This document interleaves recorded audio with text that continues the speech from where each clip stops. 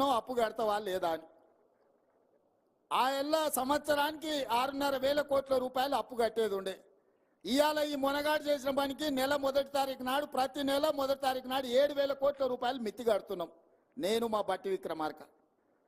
సంవత్సరం తిరిగే లోపల 72,000 కోట్లు మిత్తి కట్టనికి అవుతుందా? అసలు సంగతి దేవుడు ఎరుగు. ఇది పరిస్థితి. ఎందుకు ఇవన్నీ చెప్తున్నా అంటే మీకు అన్ని లెక్కలు తెలవాలి. ఇవాళ సంసారము అప్పుల పాలైంది.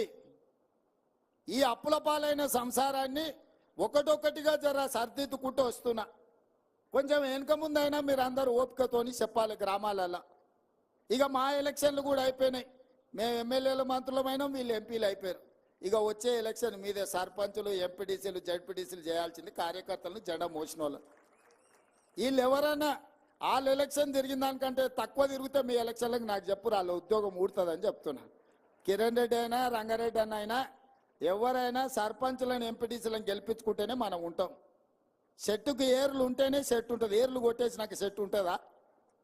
అందుకే ఇవాళ మీకు అందరికీ మనం అందరం కలిసిమెలిసి ప్రభుత్వాన్ని తెచ్చుకుందాం.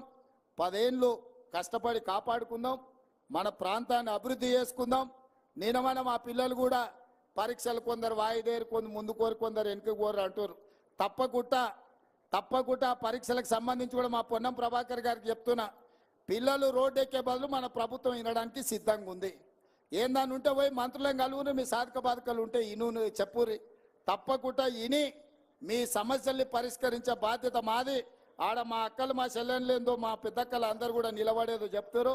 మా మల్రెడ్డి రంగారెడ్డి గారు, మా కిరణ్ కుమార్ రెడ్డి ఇద్దరు పోయి వాళ్ళతో మాట్లాడి వాళ్ళు ఏం కాగితం తీసుకొస్తారో, వాళ్ళ సమస్య ఏదన్నా ఉన్నా మనం పరిష్కరిద్దాం. అక్కలందరే పోలీసులు ఏమనకురా, వాళ్ళు ఎవరు మనోళ్ళే కదా. ఇంత దూరం వచ్చి ఇన్ని గంటలు కూర్చుంటే వాళ్ళు మనోళ్ళే కదా. మాట్లాడితే తల్లి మీ దగ్గరికి ఎమ్మెల్యేని, ఎంపీని పంపిస్తా, మీరు ఏం చెప్తారో ఇని నేను చేస్తా.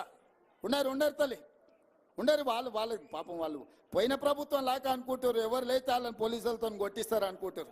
అట్లా ఏం లేదు. మీరు అందరు మనోళ్ళు. మీ దగ్గరికి ఎమ్మెల్యేని, ఎంపీని పంపిస్తా, పోలీసులను పంపియా. మన ఎమ్మెల్యే మల్రెడ్డి రంగారెడ్డి గారు, మన ఎంపీ చామల కిరణ్ రెడ్డి మీ దగ్గరకు వస్తాడు. మీరు ఏం చెప్తారో వింటారు. మిమ్మల్ని ఏం పోలీసులతో మీకేం పని లేదు, మాకు కూడా ఏం పని లేదు.